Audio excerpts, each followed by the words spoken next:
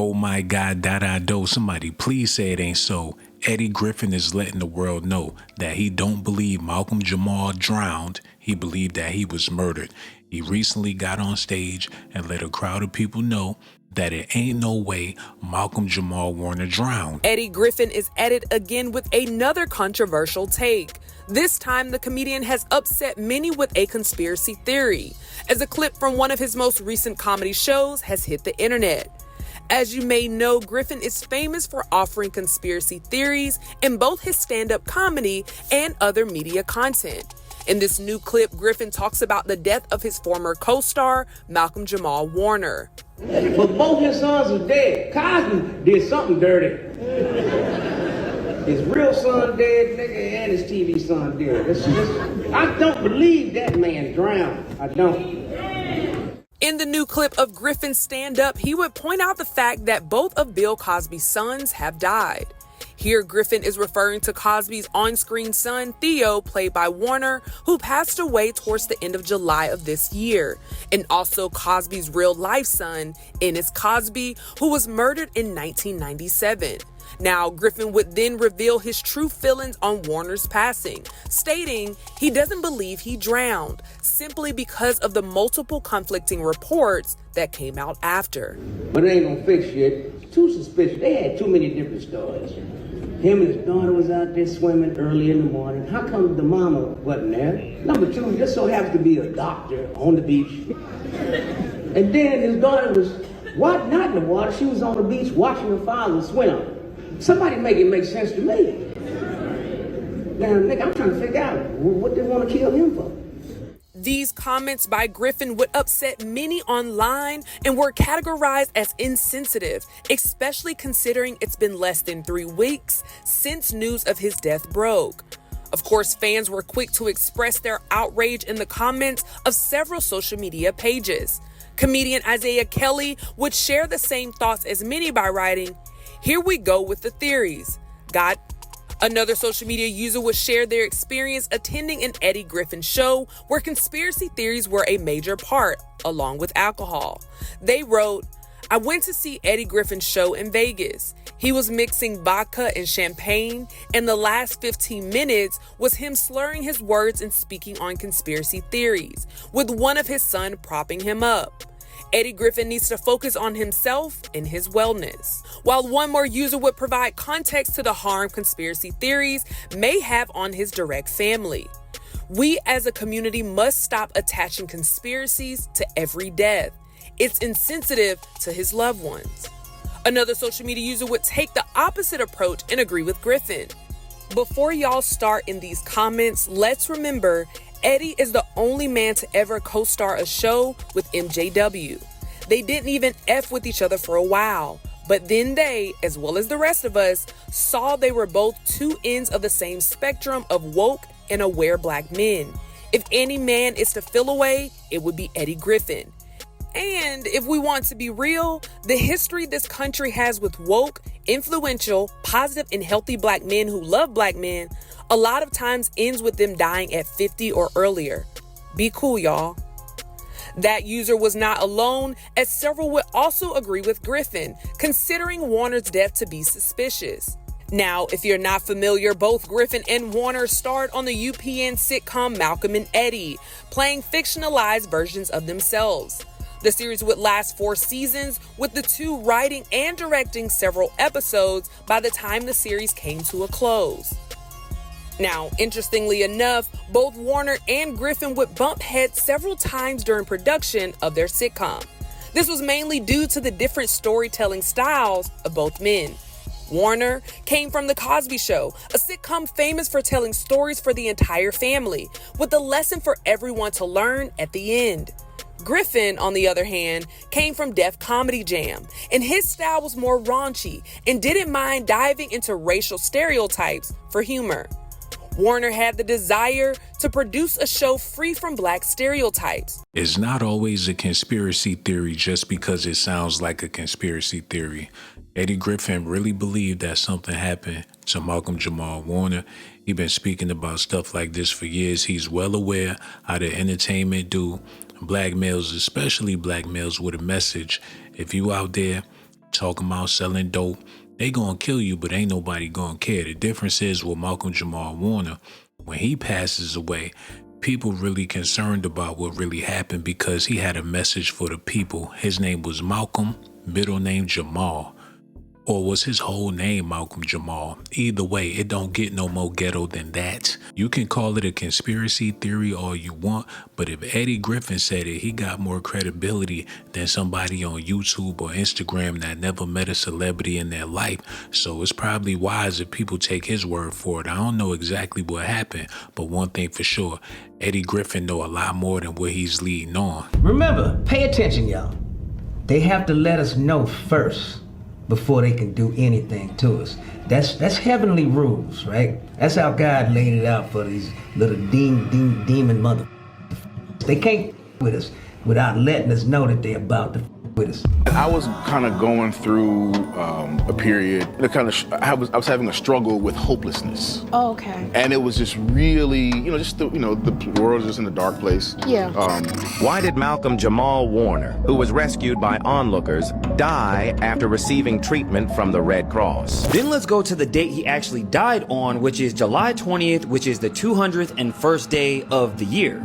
Yeah, can anybody tell me why The Cosby Show ran for a total of 8 seasons, equaling 201 episodes? They're gonna come for you. You're too clean for this game. That's what Eddie Griffin told Malcolm Jamal Warner, not in an interview, in private. It was a warning from a real friend. And now Malcolm's dead, drowned in the ocean while on vacation in Costa Rica. But the way the story flipped around, it's sketchy as hell. First they said he died saving his daughter. That version was everywhere. Headlines, social media, all of it. It was literally Us Weekly that claimed that Malcolm was trying to save his daughter from riptide before he drowned. But suddenly the story changed and now they're saying Malcolm's daughter wasn't even in the water with him when he drowned. And then what's also suspicious is that Malcolm's wife wasn't with them that day, but we're supposed to believe Malcolm took his 8-year-old daughter to swim on a dangerous beach with no lifeguard presence and warning signs everywhere. And if the daughter wasn't in the water like they're saying now, then it means she was alone on the beach while Malcolm was swimming. That makes no sense that Malcolm would put his daughter in a dangerous situation. This is a man who loved his family above everything. He literally prayed for a daughter and often talked about how he manifested her. So even before conception, we were very clear we were having a girl.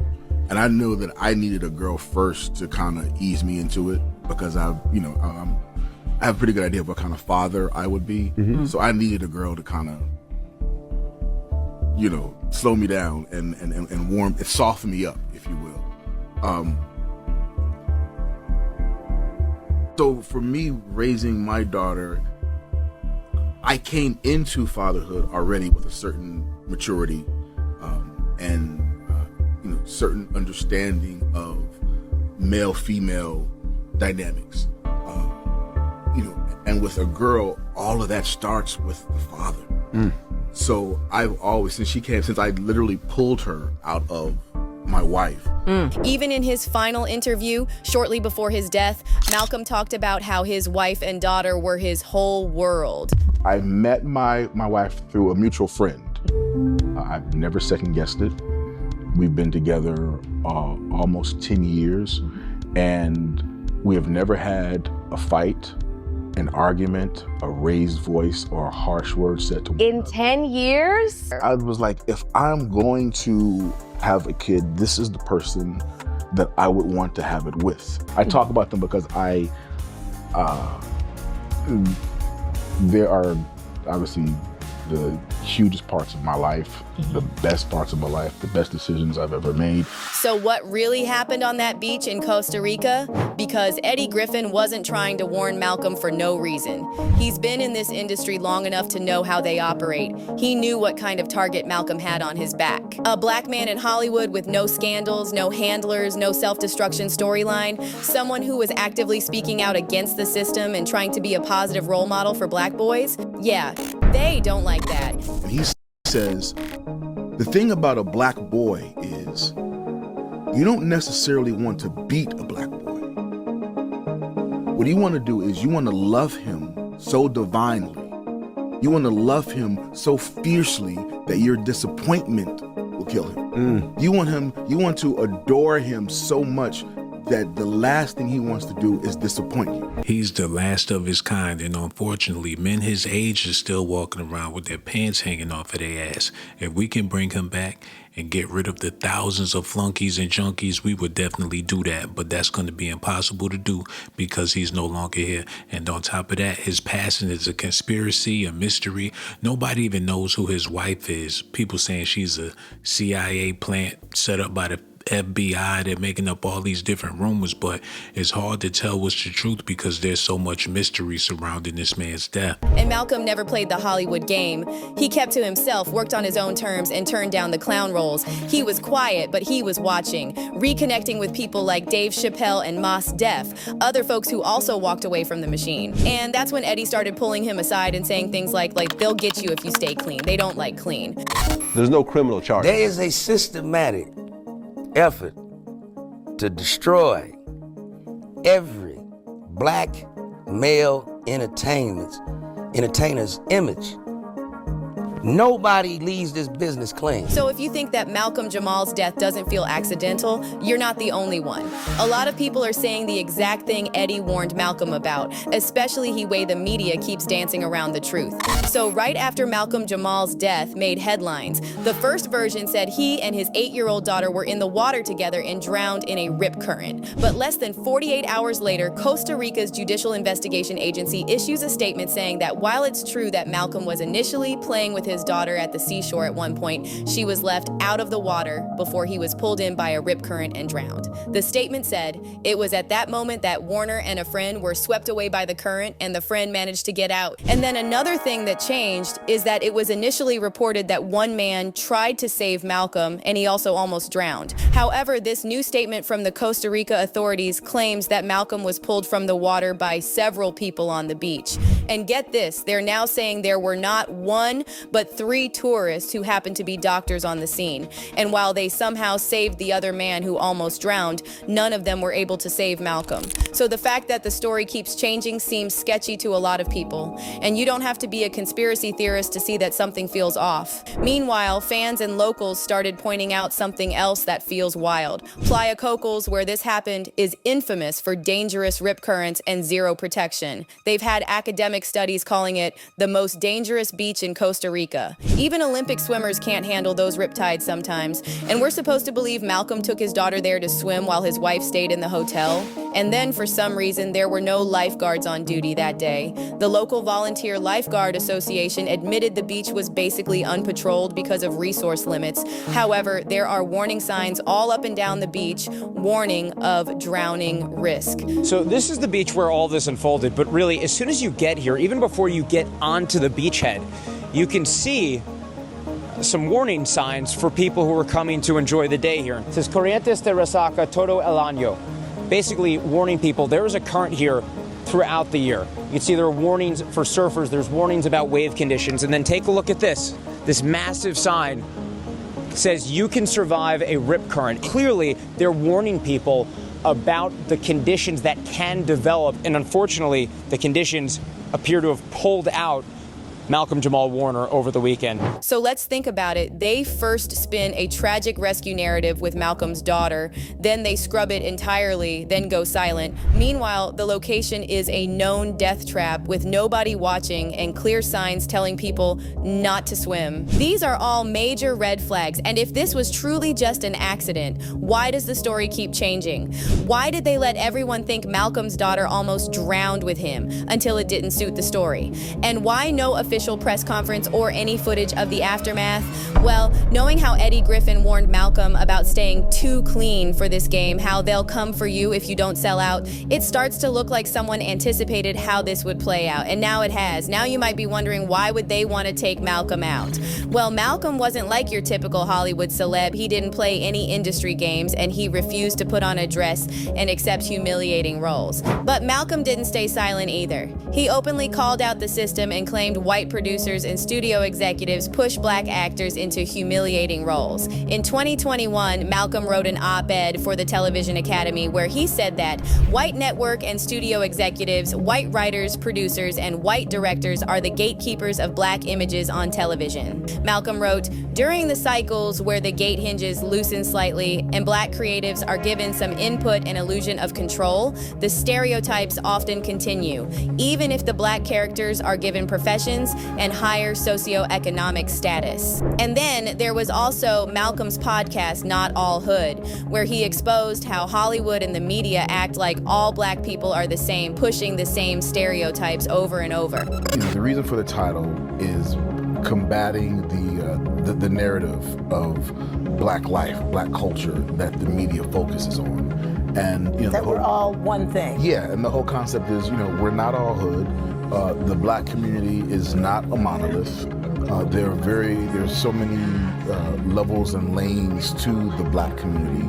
Malcolm also used to speak out on how messed up modern rap and hip hop is. He wasn't afraid to call out the misogyny, the toxic masculinity, all that. He wanted more accountability, more healing in the community. But of course, that's the exact kind of message the big record labels don't want to hear, since they make bank off promoting negativity and division. There should be a moratorium on both of those words in hip hop because it's low-lying fruit. It's so easy. Everybody does it to the point that it's corny.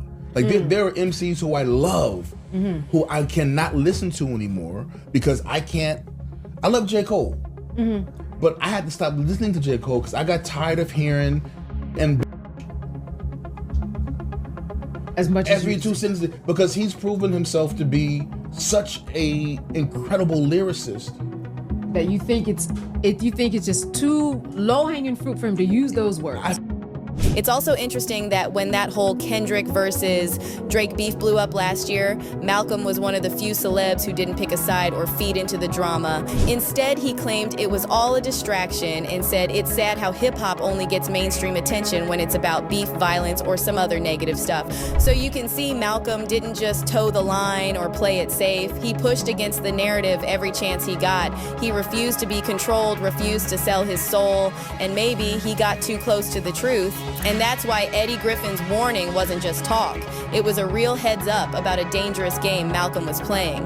And it's why this whole death feels way too convenient. And Eddie just sent another clear message that Malcolm was a threat to the system. Eddie posted a tribute to Malcolm on Instagram and wrote, "My heart is heavy today. For what the world lost was a father, a son, a poet, a musician, an actor, a teacher, a writer, a director, a friend, a warrior that I had the pleasure of going to war with against the Hollywood machine." But here's where the story gets even darker. Some insiders are now saying that Malcolm was digging into something even more serious than the Hollywood machine. Y'all gotta let me know what y'all think about this in the comment section. Rest in peace to Malcolm Jamal Warner. Hopefully we get some answers and really find out what happened on the beach that day. They're claiming he was with his daughter, but was his daughter really there? Who sent him out there? People saying that he was already deceased before he even hit the water. What's really going on? He was speaking out, doing positive things, and that's a no-no in the entertainment business. He actually gave us hope, and we ain't had that since Obama. I just don't know. Oh my God, do. Y'all let me know how y'all feel about this in the comment section, though, for sure. Now it's time to go. I'ma holla at y'all later, though. Risk my life to give you documentations, girl. I risk my life to give you documentations, girl. I risk my life to give you documentations, girl. I risk my life to give you documentations, girl.